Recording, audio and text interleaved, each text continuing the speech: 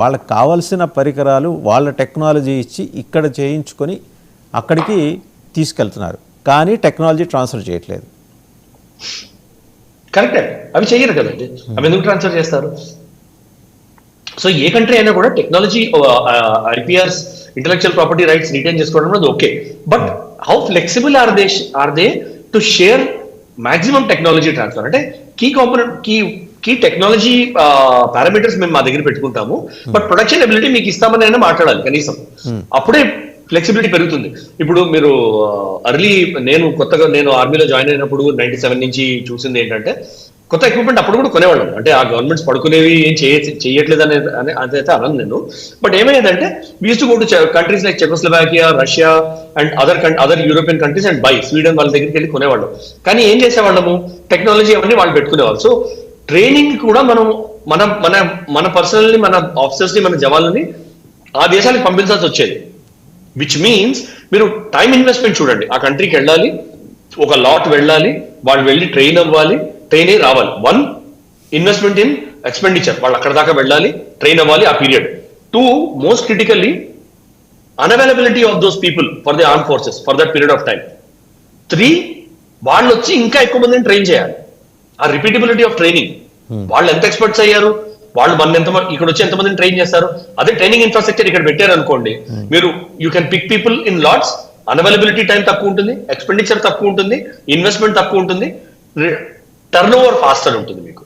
So ఇట్లాంటి advantages మీరు international market prefer చేయకపోతే, స్పెషల్లీ యూఎస్ఏ లాంటి మార్కెట్స్ ఆర్ వెరీ అన్ఫ్లెక్సిబుల్. ఇప్పుడు EU అదే అంటుంది, మేము వస్తాం మీ దగ్గరికి అంటుంది, మీ దగ్గరికి వస్తాం, ఇండియాలో చెప్పండి మీరు ఎక్కడ wear should be setup shop అని. దానిలో కూడా మన కార్స్ కూడా అదే ఇచ్చాం కదా, కార్స్ కూడా మనం రియాయితీలు ఇచ్చాము. మీరు అంటే car sale is not a part of defence thing, but generally ఏమంటున్నారంటే ఫ్లెక్సిబిలిటీ పెంచింది యూరోపియన్ యూనియన్. ఇండియా కూడా ఏమంది, zero import duties and multiple వాటిల్లో జీరో టారిఫ్ చేసేసింది. మీరు ఒక అంటే just diversifying from the point ఏం చేసింది, స్ట్రాటజిక్ గా ఇండియా ఏం రికగ్నైజ్ చేసింది, textile market almost 250 to 300 billion euros potential ఉన్న మార్కెట్ యూరోపియన్ యూనియన్. దానిలో బంగ్లాదేశ్ లాంటి రెగ్రెసివ్ దేశము $30 billion క్యాప్చర్ చేసుకుని ఉంది. అంటే $300 billion, $30 billion అంటే 10% మార్కెట్ వాళ్ళు క్యాప్చర్ చేసుకున్నారు. ఎందుకు వచ్చింది వాళ్ళకి అక్కడ? ఎందుకంటే యూరోపియన్ యూనియన్ ఏమంది, మీరు లీస్ట్ డెవలప్డ్ నేషన్స్ లో వస్తారు కాబట్టి మీకు జీరో టారిఫ్స్ మీరు వచ్చి మార్కెట్ చేయండి అన్నారు. ఇప్పుడు with this deal with European union our target, మనం ఎక్కడున్నాము, $6-7 billion ఉన్నాం. మన టెక్స్టైల్ పొటెన్షియల్ లేదా, మన textile potential is almost 10-12 times more than Bangladesh. So మనం ఏం చేస్తాం, ఇప్పుడు యూతో డీల్ చేసుకుని we are also targeting the $35 billion in the next 2 years and further capture of market share in the futures అనమాట. అట్లాగే డిఫెన్స్ ప్రొడక్షన్ లో కూడా మనం ఏం చేస్తున్నామంటే ఇంట్రా డిపెండెన్సీ పెంచుకుని, ఇంట్రా కేపబిలిటీస్ పెంచుకుని, మీరు మా దగ్గరికి రండి, కొనండి, దాని తర్వాత టెక్నాలజీ ట్రాన్స్ఫర్ ఎలా ఉంటుందో మాట్లాడుకుందాం. We will agree on terms which are suitable to you also, which are suitable to us also. మొత్తం మీకు ఇచ్చేది మేము కూర్చోము, but we will come and give you that comfort that మీకు మాటిమాటికి ఇండియా రావాల్సిన అవసరం ఉండదు, మాటిమాటికి మా వైపు తిరిగి చూడాల్సిన అవసరం లేకుండా మాక్సిమం డిపెండెన్సీ మీకు ట్రాన్స్ఫర్ చేసేస్తాం అంటున్నాం. అలాగే వాళ్ళ దగ్గర నుంచి కూడా మనం అదే ఫ్లెక్సిబిలిటీ కోరుకుంటున్నాం. ఆ ఫ్లెక్సిబిలిటీ ఉన్నంత వరకు మనం we can go to any country and by. ఒక 4-5 దేశాలు, ఇండోనేషియా కూడా లాస్ట్ కంట్రీ అనుకుంటా, బ్రహ్మోస్ కోసం వాళ్ళు they have approached us and I believe we have arrived into an agreement, formal agreement with that.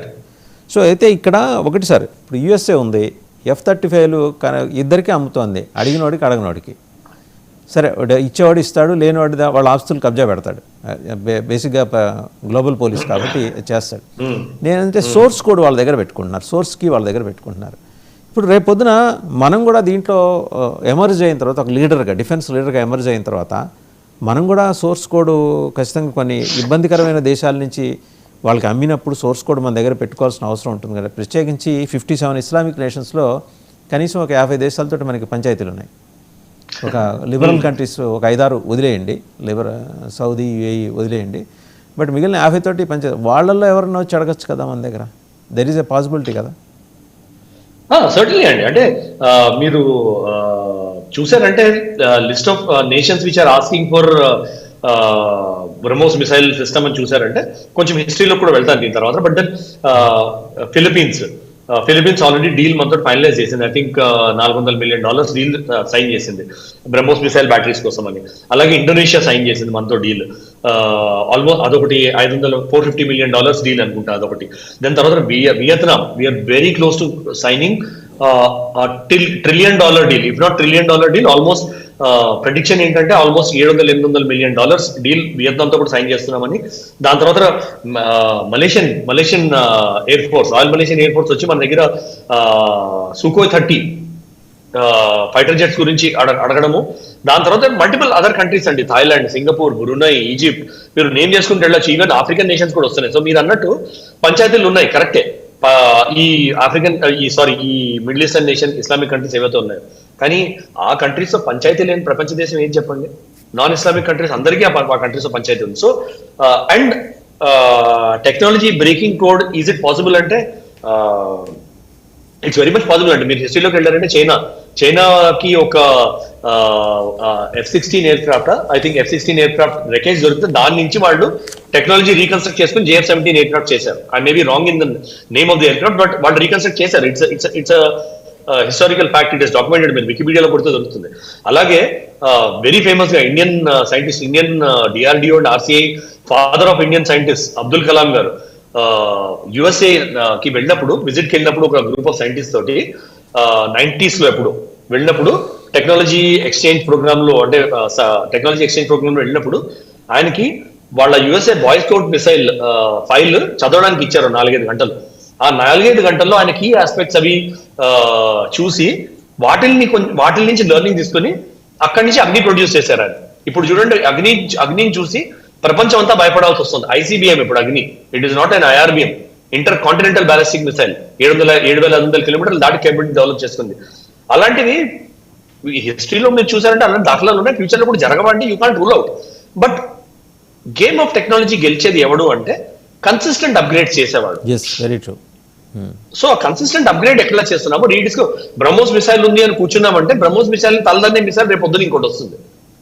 So దాన్ని మనం ఎట్లా అప్గ్రేడ్ చేస్తున్నాము, దాని కేపబిలిటీస్ ఎట్లా అప్గ్రేడ్ చేస్తున్నాము, దీనిలో ఇంకేమి కేపబిలిటీస్ యాడ్ చేయొచ్చు అనేది కన్సిస్టెంట్ గా it is a constant process of exploration, discovery and implementation అండి. అది మనం చేయలేదంటే we will lose this battle of technology అండి. సో వాటితో ఉన్నా కూడా మనకు వచ్చే తక్షణంగా వచ్చే ఇబ్బందులు ఏమి ఉండకపోవచ్చు అంటారు.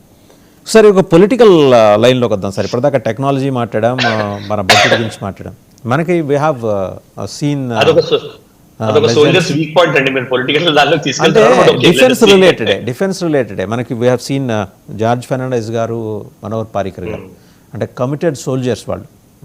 మీకు మళ్ళీ వాళ్ళు, మీకు యూనిఫామ్ ఉంటే వాళ్ళకి యూనిఫామ్ లేని సోల్జర్స్ వాళ్ళు ఎంత కమిటెడ్గా రక్షణ రంగాన్ని బలోపేతం చేయటం, పటిష్టం చేయడం కోసం దృష్టి పెట్టారు.